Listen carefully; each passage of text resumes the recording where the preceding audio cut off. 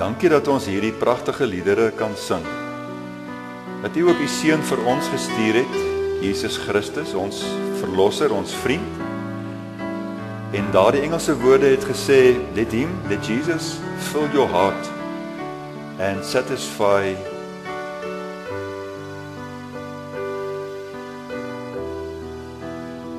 your inner being. Dat U ook so vir ons vanaand sal vul met die Gees, o Heer. Want dan alleen sal ons, soos Paulus kan sê, ek is tot alles in staat deur Hom wat my die krag gee.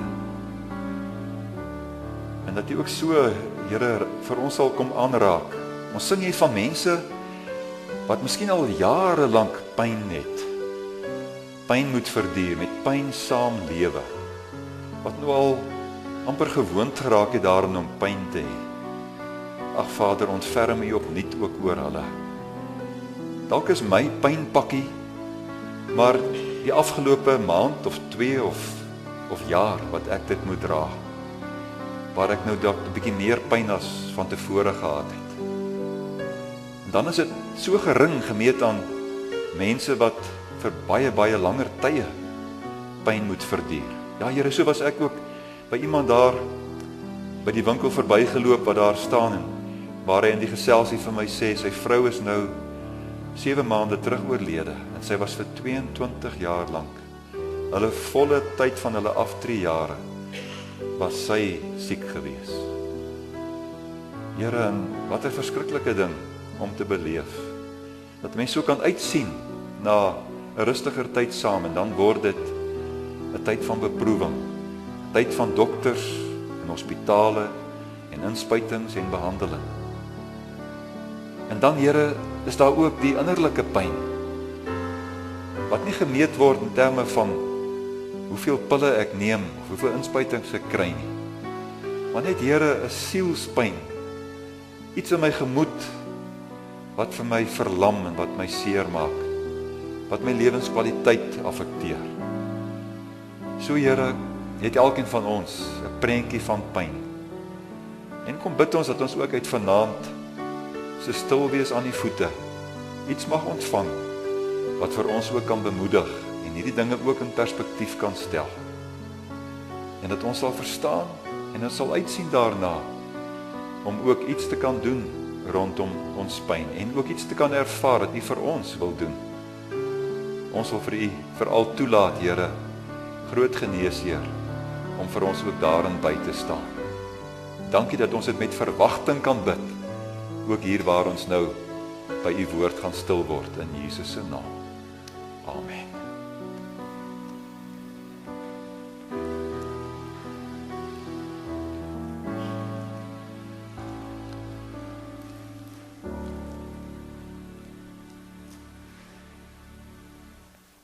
Vanaand wil ons so 'n bietjie kyk na verskillende aspekte van pyn. En ek het gedink, daar is so 'n wye onderwerp, dat ons net onsself so 'n bietjie beperk, net so tot so 4 of 5 sulke punte. Dat ons net weer vir mekaar kan sê en kan dink, wat is pyn? En hoekom is pyn eintlik 'n goeie ding? Weet dat dit 'n waarskuwingslig is, dit bedoel vir ons waarsku teen wat? En dan, waar kom pyn vandaan? Die oorsprong, kan daar ook goeie pyn wees? Is daar slegte pyn, goeie pyn? En wat keer ons om pyn te verminder? Nou, julle wat nou iemand langs jou het met wie jy kan praat, julle is nou gelukkig, nee, maar julle ouens wat nou alleen sit, jy gaan vanaand 'n alleen gesprek voer, nee, Dion? So, as jy wil, kom sit bietjie by iemand anders, skuif bietjie nader, word deel van 'n groepie van 3. Anders gaan jy net in jou eie gedagtes daar vasloop, nee. So, dit is bevrugtend om so bietjie, en interessant om bietjie na ander mense ook te luister. As ons vra, wat is pyn? Wat is pyn? Wat sê julle? En ek het nogal 'n voordeel bo julle, want ek kon nou 'n bietjie gaan dink daaroor, maar nou moet jy vir die eerste keer, Chris, moet jy en Elna nou dink, wat is pyn? Nee.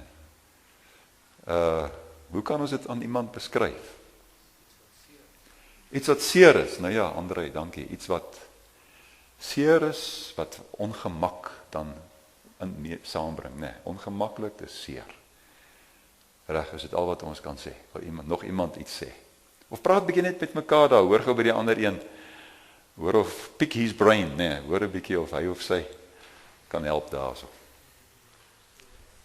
En ek weet Hans gaan ook kom met nog iets. Hy's baie hulle tweeetjies daar is baie slim hoor. Eintlik is dit ry wat jou so baie help, né? Ja.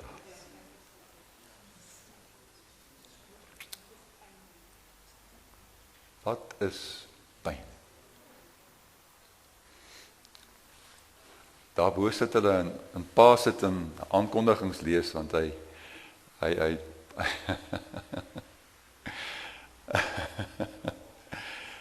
want hy's bang hy gaan vasgevra word. As sy vrou vir hom vra, wat is dit?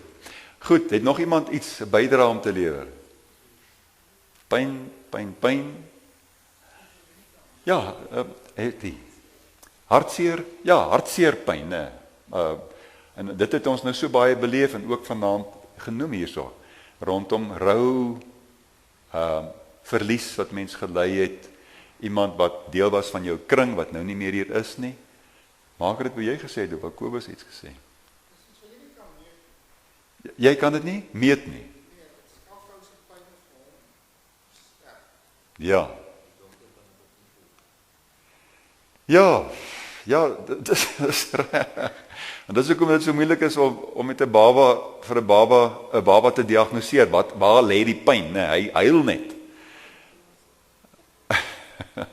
So elkeen van ons se pyne het 'n unieke eienskap, né? Maar goed, as 'n kind nou val en hy kap sy kop oop of hy kry nerf af op die elmboog of die knie, dan kan jy nou sien die pyn is daar en dis die oorsprong daarvan en kan jy dit dokter en iets doen daaromtrent. Maar dis partykeer bitter moeilik. So dit sê ook nou vir ons iets van pyn het te maak met hoe wonderlik ons gemaak is. Die Here het vir ons gemaak met senuweepunte, né? En ons kan voel. Ons is nie robotte wat deur die vuur loop en ons weet nie, ons doen dit nie.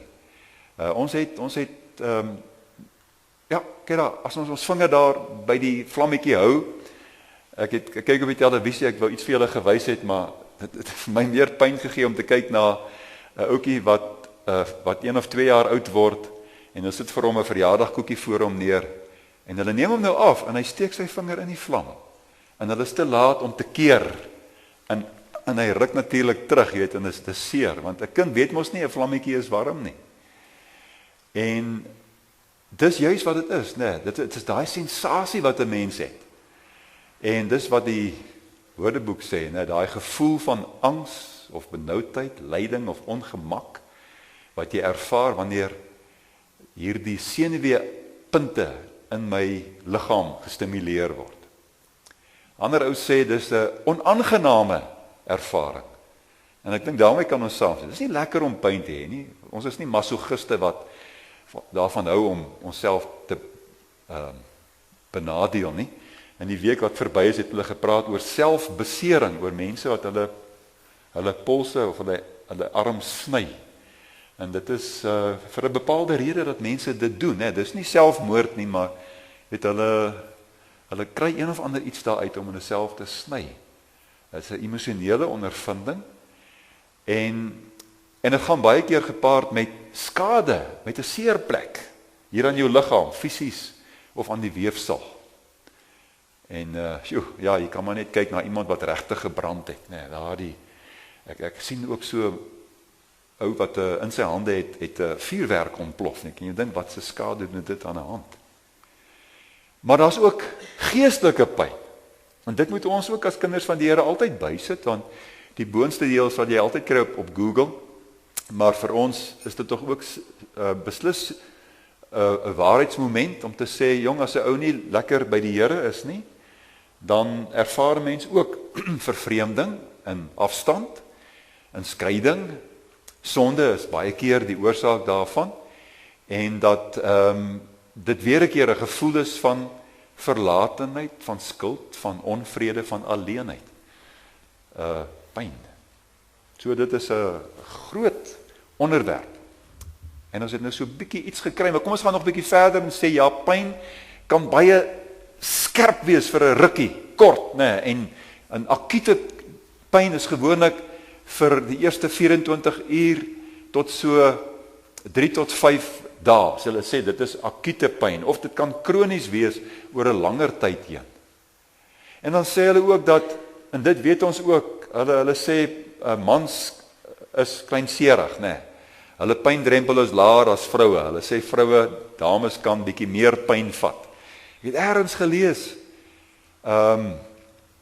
geboortepyn is gelykstaande aan om iets soos 3 of 4 bene te breek. Manne, ons is bly. Dis nie, ons het dit, dis nie ons deel daai nie, nê. Hulle sê dis nogal 'n rowwe pynervaring daai. En dan natuurlik weet ons ook dat as my heup begin pla of knie begin pla, dan kompenseer ek mos, nê, mens sien mos hoe mense soms so met so 'n hink loop, of hulle sal, jy weet, oorhang die kant toe en die been vorentoe gooi, of ander gedrag, ander maniere, miskien verslawing, nê, ek raak aan iets verslaaf omdat ek pyn het, en ek drink bietjie meer pille, of ek drink of ietsie meer, en so aan en so aan. So, dit lei daartoe.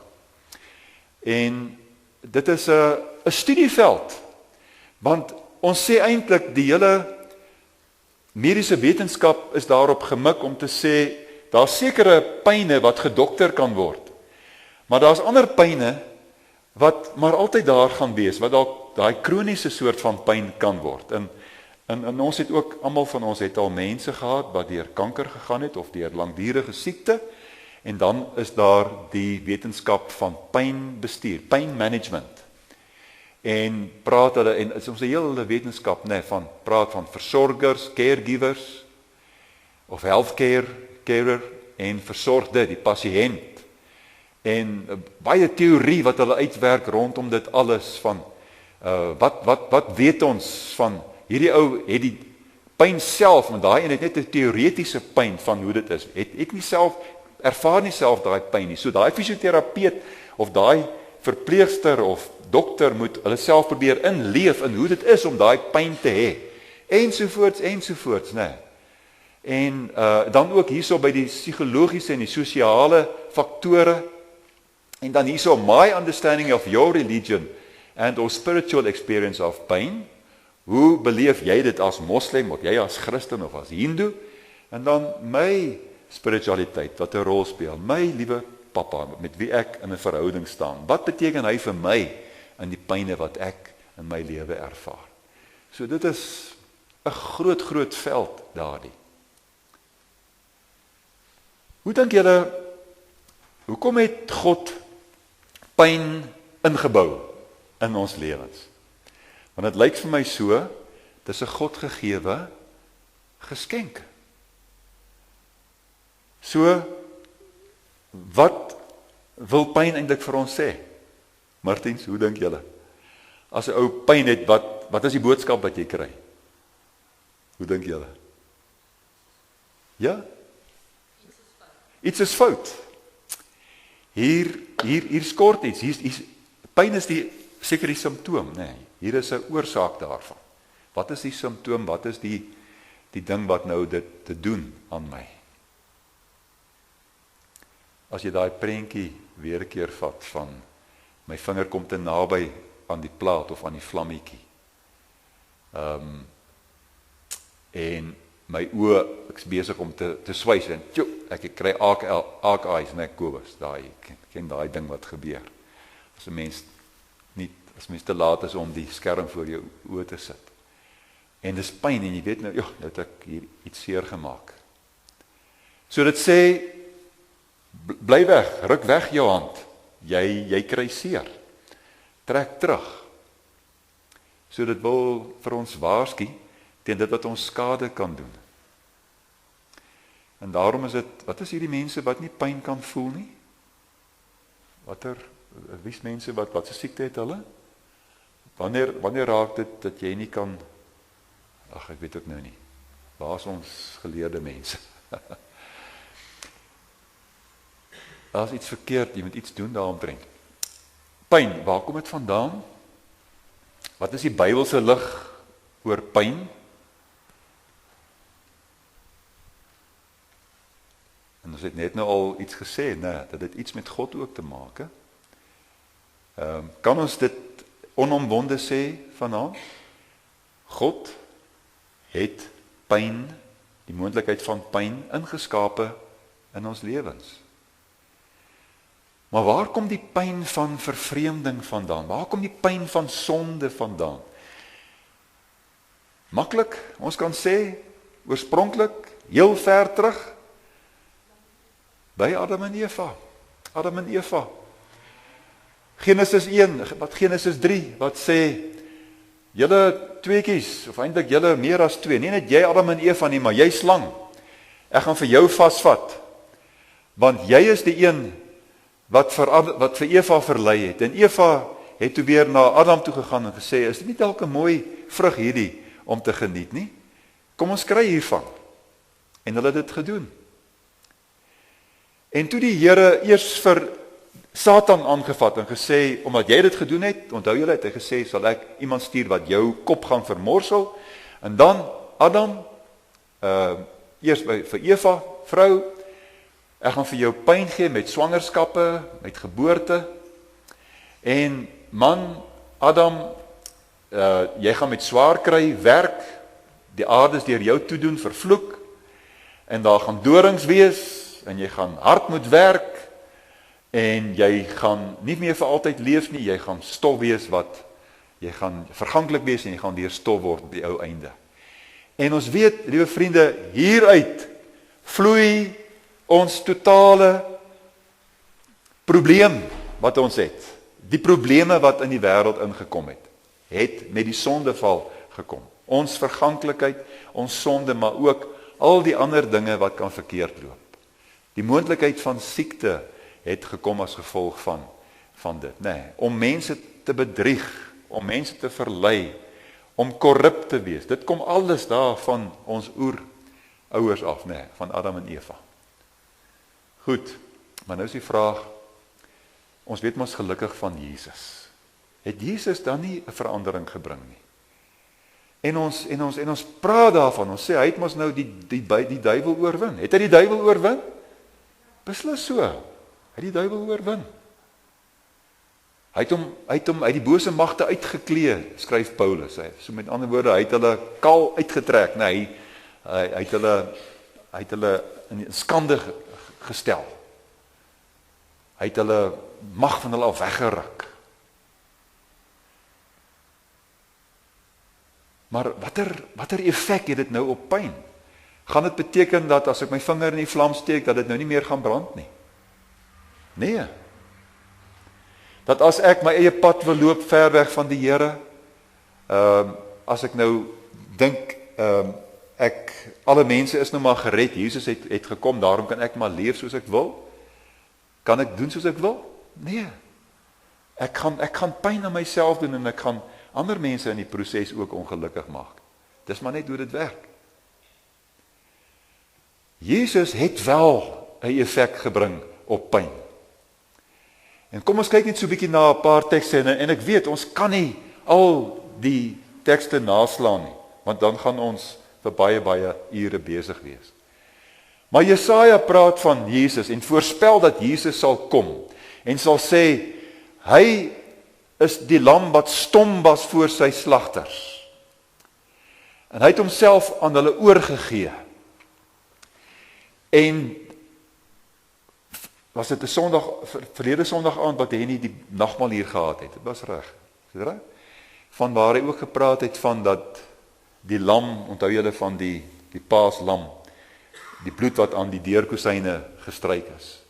En daai arme onskuldige paaslammetjie moes maar sy lewe daarvoor gee vir elkeen van daardie gesinne in Israel wat in Egipte was en wat toe nou op die punt was om uit te trek uit Egipte uit. Elkeen van hulle moes 'n lam hê wat sy lewe gee sodat die oudste seun sy lewe gespaar kan bly. En so het die Here God sy oudste seun Jesus gegee, die lam, dat hy kan sterf. En hy het versoening gebring tussen God en mens. Jesaja praat op so 'n spesiale manier van Jesus en sê, he's the man of sorrows. Hy's die man van smarte. Hy's die een wat lyding geken het. En daar word gesê ook in Jesaja 53, die straf wat vir ons vrede bring was op hom. Deur sy wonde het daar vir ons genesing gekom. Die Here God het al die straf op hom gebring vir die sonde. En sodoende kan ons weet, vloei daar uit sy offer positiewe vrug. En deel daarvan is genesing.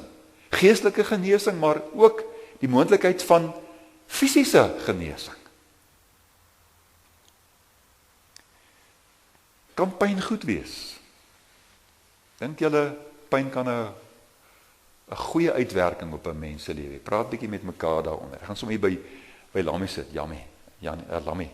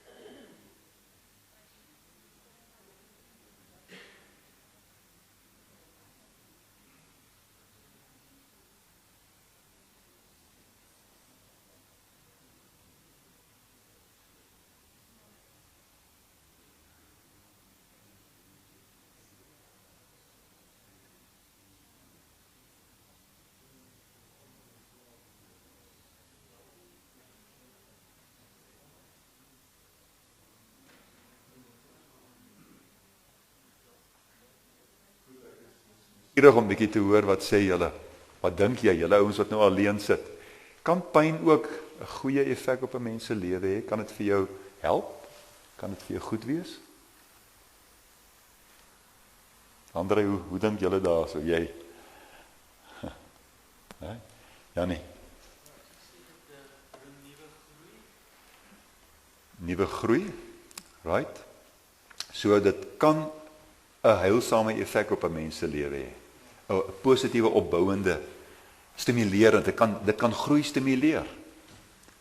Onthou jy, ons het mos al gepraat van om te snoei. As 'n mens iets snoei, dan lyk dit of jy skade aanrig. As jy tugtig, as jy dissiplineer, dan kan party mense dink jy maak nou die kind seer, of jy weet, hoekom raas jy nou so met die kind? Hoekom help jy die kind nou so reg? Maar dit vorm hom. As ek 'n tandpyn het en ek gaan tandarts toe en die tandarts, en dit is selde dat hulle deesdae moet opgee oor 'n tand, nee, want hulle probeer alles mos red. Maar as hy nou vir my sê, Andries jong, ja, dis jou verstandtand, hy moet maar uit. En is dit aangenaam om jou verstandtand te laat trek? Nee, dit is pynlik. Maar dit is vir 'n goeie doel. So daar's pyn wat vir 'n goeie doel is. En partykeer is dit vir 'n rukkie wat mens die pyn het, en partykeer is dit lank, en dan raak dit al hoe moeiliker, lyk dit vir my, om nog die goedheid in pyn te sien, veral as dit nou vir baie lank duur, as iemand vir lank siek is, dat jy sê, maar, Here, verlos tog nou asseblief hierdie persoon, hoekom moet hy of sy so ly? Dink 'n bietjie aan Job. God het nou, eintlik as straf het hy pyn toegelaat in die lewe. Pyn op die straf op die sondeval. En wat kom die Satan doen? Hy kom vat die moontlikheid van pyn, en hy gebruik dit nou as 'n wapen, en hy sê, Here, ja, o God, Almagtige, Job is wel 'n vroeë mens, Maar laat ek net so 'n bietjie naby aan hom kom, dat ek sy goed wegvat. Laat ek net so 'n bietjie met 'n tweede ronde, dat ek net so 'n bietjie vir hom ook bykom en net bietjie sy gesondheid wegvat. En toe sê die Here, ek laat jou toe, maar Job mag nie sterf nie. En wat was die nut van al hierdie pyne wat Job gely het? Het hy daarteen geskop? Ja, hy het. Het hy so ver gegaan om God te vervloek en te sê, Here, ek wil U nie meer ken nie. Nee, dis kan dit het hy gestop. Job het dit nie gedoen nie. Inteendeel, Job het juis in daai dinge, toe die Here vir hom sê, kyk 'n bietjie na die Orion daar in die lug, en kyk 'n bietjie na die krokodil, en kyk 'n bietjie na die seekoei, wie dink jy het daai goed gemaak? En die Here ruk vir Job bietjie in sy mond. En Job sê, van tevore het mense oor U gepraat, maar nou kan ek self getuig, God is my losser, God is die een wat alleen my hierdeur kan dra. Dit het vir hom 'n goeie effek gehad op die lange duur. Wat was die effek van pyn op Paulus se lewe? Onthou julle? Oom Jan, oom is die slimste een hier onder ons in die Bybel. Nee, wat het hy 3 keer gebid, vat die pyn weg, Here, asseblief. En toe sê, vat die doring weg uit my vlees uit. En toe sê God vir hom,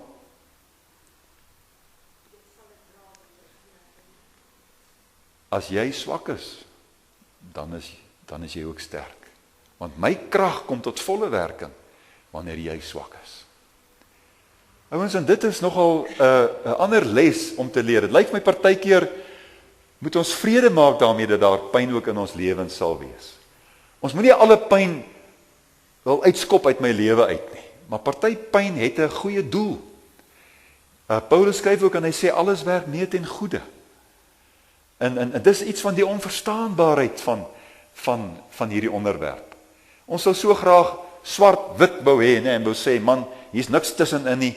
Hierdie pyn is iets wat pyn is vir ons 'n donker ding, dit moet weg, dit moenie in my lewe wees nie. Waar daar lig is, moet daar nie iets donker soos pyn wees nie. Maar tog kan die Here, juis met pyn, kan hy vir ons ook iets leer. Dis vir my een van die mooiste gedeeltes hierdie. Jesus wat nooit getroud was nie. Want hy was die seun van God, hy kon nie in 'n huwelik tree nie. Maar hy het mense verstaan en hy het ook pyn verstaan. Hy het dit later aan self beleef, maar hy het gehoor en hy weet, 'n vrou wat geboorte skenk, het pyn. En uit hierdie mooi gedeelte is opgeteken in Johannes 16. 'n Vrou kry swaar wanneer haar tyd gekom het en haar kindjie gebore word. Romeine 8 praat ook mos van die skepping is in barensnood. Dit sien uit na die wederkoms van Jesus. Nou hierso is egte geboorte. Paulus skryf in Romeine 8 van 'n ander soortige geboorte. Hierdie is geboorte van 'n mamma met 'n babatjie. Maar wanneer die pyn dan nou die swaar kry by die geboorte verby is, dan dink sy nie meer aan die pyn nie. Maar sy hou daardie babatjie vas en sy is so bly oor die lewe. En dan kom Jesus en hy sê, net so is julle nou op die aarde soms bedroef met pyne, met geboortepyne. Maar as ek julle weer sien, sal julle harte vol blydskap wees. Sal die geboorte daar wees van iets nuuts. Sal julle weet, nuwe lewe is gebore. Ewige lewe het gekom deur my kruisdood. En niemand kan daardie blydskap van julle wegvat nie. En dan sal julle nie meer vra aan my stel nie. Want wat julle ook al in my naam bid, sal ek vir julle gee. En dan sien ek ook iets hierin dat die Here eintlik vir ons sê, ouens, as julle swaar kry met pyn, bid daaroor, praat met my daaroor. Lammy sit hier en hy sê vir my, dis van die swaarste wat mense het, is om nie altyd te kan voel, jy kan met iemand praat oor pyn nie. Jy wil dit dalk jou vrou of jou kinders spaar. En 'n mens en dit lê so swaar op jou hart. Maar elkeen van ons moet iemand hê met wie ons kan praat ook oor ons pyn. Anders gaan dit net inner pyn wees. En partykeer word dit 'n elterpyn, as ons die deure stukken slaan soos 'n tiener en ons skop die kat en jy weet al die verkeerde goed. 1 Petrus 1 Pyn, verheug julle hieroor, al is dit nodig dat julle kort tydjie pyn kry, bedroef gemaak word deur beproewings. Hoekom? Want dis juist deur daai pyn dat julle geloof getoets word. En julle geloof is kosbaar, man, dis soos goud. Dis soos goud wat warm gemaak word en die slak moet afgetrek word, afgegooi word of afgekap word as dit nou daar in die houer lê. En dan moet net die suiwer goud daaronder dit kom. Dit moet getoets word. Hoe sê hulle van goue, van silwer? Wanneer is silwer goud? Dis wanneer jy jouself daarin kan sien weerkaats. Dan weet jy, dan is dit nie goud nie, dan is silwer suiwer. Wanneer is silwer suiwer? As jy jouself, jou weerkaatsing daarin kan sien, dan weet jy, dan het die slak en die oortollighede afgebrand. En so wil God homself in ons sien. En hy louter ons so, dat ons 'n weerkaatsing sal wees van hom. Dat ons reg sal wees vir die wederkoms van die Here. Dis 'n toets vir ons geloof. Pyn is soms dis goed. Jakobus 1 sê, my boeties en sissies, julle moet baie bly wees wanneer allerlei beproewings oor julle kom, want as julle geloof die toets deurstaan het, stel dit julle in staat om te volhard. En die volharding moet eindtyd volgehou word, sodat julle tot volle geestelike rypheid kan kom. Onthou julle hierdie reeks van ons, aanhouer wen. En wat is aanhouer wen? Is 'n ander woord, volharding. Byt vas, staan sterk, al kry jy swaar, al is hier beproewende dinge in jou lewe wat gebeur. Jy moet daardeur gaan, al is daar pyn, hou aan, jy's 'n atleet, byt vas, dit brand hier in jou borskas brand as jy daai in die pylvak afgaan. Maar dis die moeite werd. Gaan pyn vir altyd daar wees? Hoe dink julle? Ja, nee? Berna sê ja. Op die aarde sal daar altyd wees. Altyd pyn maar wees, een of ander vorm van pyn. En dan, hierna, gaan daar nog pyn wees? Amanda? Nee, want daar kom 'n volmaakte, daar kom, wat sê Openbaring 21, daar kom 'n nuwe hemel en aarde, daar gaan 'n einde kom aan pyn. Hierdie bedeling, hierdie aardse bedeling, wat bederf geraak het en wat pyn ingebars het by die deur met Adam en Eva se sonde, en waar die Here Jesus gesê het, toe maar, ek bring troos.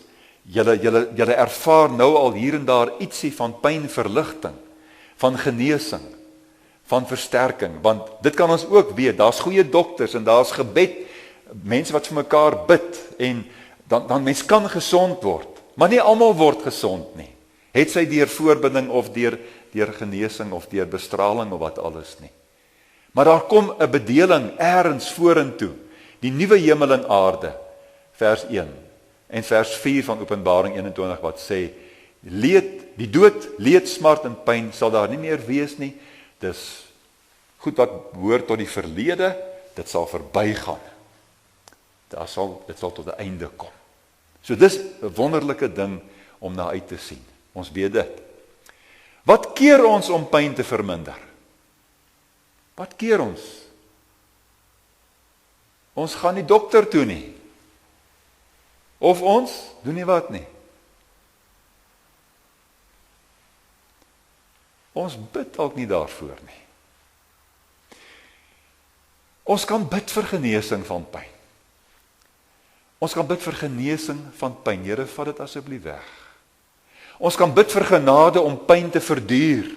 As ek sien hierdie pyn, lyk dit vir my, gaan nou my body word. Dit gaan nou deel wees van my lewensprentjie. Ek gaan met hierdie hartkwaal moet leef, ek gaan pilletjies moet gebruik daarvoor, of ek gaan met hierdie karretjie moet bly, my rug is nie meer wat dit was nie. Dit gaan deel wees van my bestaan. Maar ek bid vir genade om dit te kan uitsien, deursien. Of ons kan bid om te onderskei tussen goeie pyn en slegte pyn. Nou kom ons dink 'n bietjie daar. Dink so lank aan, wat is die dinge waarvan jy graag, watter pyne wil jy graag genees van word? Ons gaan nou daarvoor bid. En waarvoor wil jy hê? Wat is daar in jou lewe wat jy weet, maar dit is maar deel van my menselijke bestaan. Ons het 'n gestremde kind om te versorg.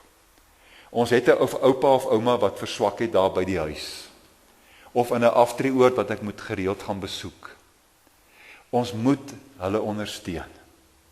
Dis nie vir my 'n las nie. Dis vir my 'n liefdestaakie om te verrig. Maar ek het genade daarvoor nodig. Maar daar's ook dinge soos goeie pyn en slegte pyn. Kom ons onderskei 'n bietjie daar. Slegte pyn is dinge wat ons partykeer aan gewoond raak.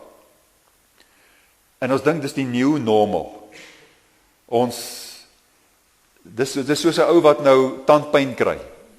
En hy dink hy's bang om tandarts toe te gaan en hy dra dit nou maar hier in sy mond. En hy dink dis nou die new normal, ek moet net Cowboys don't cry, ek moet dit maar hier deur sien.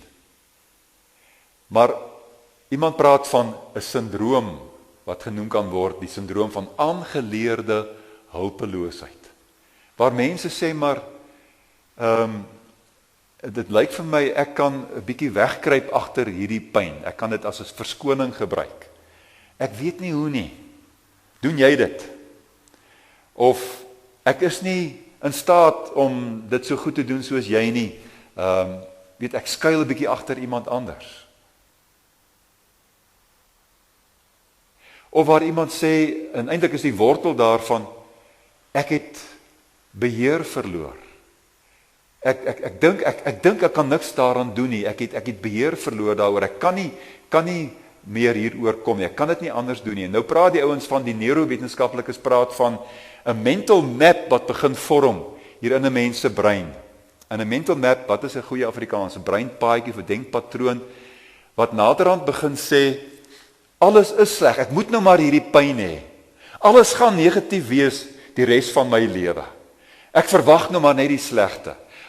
Iemand gebruik tipies die beeld van, onthou in 2008 toe die borrel gebars het in die ekonomie wêreldwyd en waar die eiendomsmarkte getuimel het en waar een eiendomsagent na 'n sielkundige gegaan het en aan hom belei het, ek gaan elke dag, klim ek in my kar, trek aan en ek sê vir my vrou ek ry werk toe, maar wat doen ek? Ek ry in die strate rond. Ek gaan nou stil daar by die parkie. Ek is doelloos, ek dryf net. Ek het beheer verloor. Ek kan nie beheer vat oor wat hier gebeur het nie, dit is bo my vermoë. En alles is nou net sleg.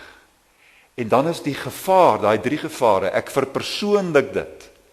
Ek sê, dis nie die omstandighede wat sleg is nie, ek is sleg. Ek is nie meer in staat nie. Ek is sommer net 'n stuk gemors. Ek is nie werd om man vir my vrou of pa vir my kinders genoem te word nie. Ek is sommer net 'n ou weggooi ding. Of ek veralgemeen en ek sê alles help niks nie. Dit gaan vir altyd so voortduur. Nee, dit gaan permanent wees vir altyd. Dit gaan nooit weer omkeer nie. Vir persoonlik, vir algemeen, vir altyd. Dis die gevaar hiervan, as ons sê, alles is nou maar sleg. Dan is daai ding vir my nie goed nie.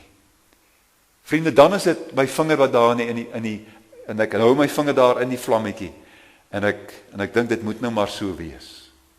En ek probeer dit nou maar verduur. Wat keer ons om slegte pyn te beëindig? Daai 5 dinge. Daar's mense wat in 'n gesin groot word, en waar die ouetjie seer kry, en word daar vir hom gesê, ag man, hou op huil. Dis net 'n bietjie velletjies af, dis nie so seer nie.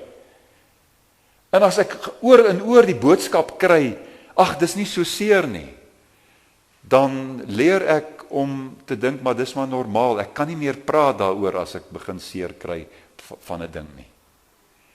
En ek vat dit in my volwasse lewe in, en ek het hierdie abnormale hoë pyndrempel. En ek verduur dit nou maar om 'n vloerlap te wees vir iemand, of om rondgeklap te word, of om jy weet, sleg gesê te word, of om misbruik te word. Ek dink dit is nou maar so, want ek het hierdie hoë pyndrempel, ek het so groot geword. Of waar ek iemand undercover, waar ek sê, maar, weet jy, ek is nou maar die supersterretjie van die gesin. Ek sal, papa is nou, môreoggend is hy, of die naweek is hy nou bietjie aangeklam, ek sal die dinge doen wat hy eintlik moes gedoen het. Ons dra die ander een. En ons raak gewoon daarin om die superster van die gesin te wees, en ek word nou dan die superster van die werkplek. En almal kan my maar misbruik, en almal laai die goed op my, want hierdie persoon sal nou maar die goed doen. Terwyl iemand anders deur jou die hele tyd gecover moet word, en jy moet instaan vir daai persoon. En ek dink partykeer, as ek hier gaan uitbreek, as ek hierdie afbrekende verhouding wil uitstap, my wil losmaak daarvan, as ek wil gaan hulp soek by 'n huweliksraadgewer, dan gaan daar vir my gesê word, jy het gekoot, jy het nie volhard nie, jy het nie volhard in jou huwelik nie. My liewe land, liewe Boeta en sussie, is quitting altyd bad, always, anytime? Is dit ek wat die quitter is? Is ek bad as ons 'n projek het en die projek werk nie? As ons 'n manier het by die werk om sekere goed so te maak of so te verpak of hierdie goed te wil verkoop en dit het nie meer 'n afsetgebied nie. Dit is nie meer 'n aanvraag by mense nie en ons verander ons produk of ons verander ons manier van bemarking. Beteken dit ek het nou gekwit? Nee, dis net 'n aspek van iets wat ons nou verander het. En wat ek afgesluit het en gesê het, ons gaan nou kyk na iets anders, na 'n beter manier. As ek in 'n swak verhouding staan en ek sê ek gaan nie meer hierin wees nie. Ek wil nou plan maak hiermee. Dan is dit nie ek wat die quitter is nie, maar dit is hierdie omstandighede wat ondraaglik is. En juist deur iets te gaan doen, help ek ook daai persoon. Vierde een, loyaliteit wat verkeerd verstaan word. En daarom, loyale liefde beteken nie om oneindig lank of om misplaatste verantwoordelikheidsgevoel op te neem in die geval van slegte behandeling. Ek word sleg behandel deur iemand en nou is ek loyaal en ek bly maar staan en ek bly maar sluk en ek hou maar aan die verantwoordelikheid daarvan. Dat ek sal sê nee. Loyaliteit werk nie so nie. Ek lees van 'n ou wat 'n mentor het. En die mentor het vir hom wonderlike insette gegee en vir hom opgelei om 'n sekere ding te doen. Maar dit is mos nou so dat jy op 'n punt kom dat jy sê ek moet nou hier klaar maak. Ek moet nou hierdie verhouding afsluit. Want hierdie persoon het vir my gegee wat hy of sy kan. En ek het nou iemand anders nodig vir 'n ander terrein. Maar nou sukkel ons uit loyaliteit ook om hierdie verhouding af te sluit en te groet. En intussen het ek groter potensiaal en ek raak ongelukkig in hierdie omstandighede. Ek is bang om hier weg te gaan by hierdie werkplek. Of om net van hierdie mentor vir hom te sê, het jy dalk vir my iemand anders in gedagte by wie ek ook dit of dat verder kan gaan leer. Om 'n ander vaardigheid te bemeester. In my instrument wat ek beoefen by iemand anders uit te kom. En dat ek weet maar ek doen nie iets aan daai persoon nie, maar ek doen iets vir myself, vir my eie ontwikkeling en vir my eie menswees om ook op 'n ander plek van beter en meer diens ook te kan wees. So dis nie uit kwade gevoelens dat ek nou, ons moet dit nie so sien ek doen verkeerd aan iemand anders nie, maar ek doen iets vir myself goed. En daarmee gee ek erkenning vir daai mentor, vir daai ander persoon wat my tot by hierdie vlak gebring het en wat vir my wonderlike insette gegee het. En die 5de een is codependency, daai ding van mede-afhanklikheid.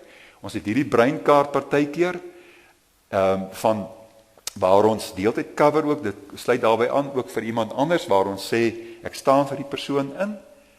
Ons moet maar verstaan, die persoon het nou maar hierdie ou probleempie, hierdie afhanklikheidsding en ons moet hom help. Maar dan gaan hy nooit leer om verantwoordelikheid te aanvaar nie. So kom ons onderskei daar hulp aan 'n gebreklike, 'n gestremde persoon versus iemand wat nie wil groot word nie. Iemand wat nie wil verantwoordelikheid neem nie. En dis partykeer groot mense, ou mense wat nog agter iemand anders skuil en nie verantwoordelikheid wil aanvaar vir hulle self nie. Kom ons gaan bid. Ons wil die Heilige Gees bid dat hy ons sal leer onderskei tussen goeie pyn, slegte pyn. En dan as dit kom by die goeie pyn gedeelte, dan gaan ons hier bid vir daai dinge. En as dit kom by die slegte pyn gedeelte, dan gaan ons bid, Here, gee vir my 'n nuwe breinkaart, 'n nuwe manier van kyk en dink, ook oor hierdie slegte pyn, om dit ook uit my lewe te kan rangeer, en na 'n beter plek ook daar in my lewe te kan beweeg. Is jy reg daarvoor? Kan ek so saam met jou bid, dat jy ook hier voor die lewende God vanaand, dit sal kom lê, en sal kom sê, Here, ek het 'n klomp dinge hier gesien en gehoor vanaand rondom pyn, en dankie is daar vir my 'n lig opgegaan het, dat ek kan sien, pyn is deel van ons bestaan, maar daar's iets so slegte pyn, wat tot 'n mens se nadeel kan wees, en dit moet 'n mens op die regte manier kan hanteer en kan aanspreek. Hemelse Vader, dankie dat ek hier vir elke boeta en sussie vanaand kan kom bid. En ons weet, Here, dat elke van ons al ervaring van pyn het. Dat ons dalk nou hierso sit met seer van een of ander ding wat in ons lewe gebeur het of teenwoordig is. Heilige Gees, ons wil vir U help vir U vra om ons te help om ook hierdie groot ding te kan doen, om te kan weet wanneer is iets goed en wanneer is iets sleg as dit kom by die pyn. En dat U vir ons ook sal help met die, wat ons kan noem die goeie pyn. Dat ons kan weet, maar ons kan hiervoor bid. Ons kan hier 'n afsluiting maak. Ons kan dalk genesing kry hiervoor. Ons kan dit op 'n ander manier verwerk. Ek kan dalk hiermee leer cope, net 'n bietjie beter. Of dan nou daarmee saam, dat ons ook so kan bid vir genade, om hierdie stuk hartseer oor 'n pappa en 'n mamma of 'n oupa, wat oorlede is, om dit ook te kan verdra en daardeur te kan werk. Dis net U hulp wat dit vir ons kan gee. Dis net U genade wat vir ons kan dra met hierdie siekte toestand. En dan, Here, die slegte pyn, dat ons ook kan bid dat U ook vir ons sal help om nie daaroor te kan dink, om nie agter pyn te gaan wegkruip nie, om ons nie daarin te verlekker nie, maar om te kan weet, wanneer kan ek pyn afsluit, en 'n einde bring daaraan, en hoe ek dit ook sal kan doen. Dat ek ook dalk juist met iemand daaroor kan gaan praat, om ook vir my hierin by te staan, om te help onderskei en saam te bid ook hieroor. Dankie dan, Here, dat ons kan weet, ten minste weet ons, het ons in Jesus die oorwinnaar, die groot geneesheer van die pyn. Dat ons kan weet dat hy is die groot hersteller, wat ook vir ons 'n nuwe paradys sal teruggee, waar daar nie meer pyn sal wees nie. Ten minste dan weet ons, by U Jesus sal alles volmaak en perfek is. En daarom is dit ook vir ons makliker, om diegene wat hierdie week gesterf het, vorige week, wat begrawe is hierdie week, veras is en van afskeid geneem is, dat ons hulle ook aan U kan gee en kan weet, hulle rus by U. Hulle is genees. U het vir hulle gesorg. Sorg ook so vir ons tog, Heer, in die week wat voor lê. En dat ons met blymoedigheid so sal leef, met dit wat U ook in ons lewe toelaat, dat ons sal weet alles werk mee ten goeie. In Jesus se naam. Amen.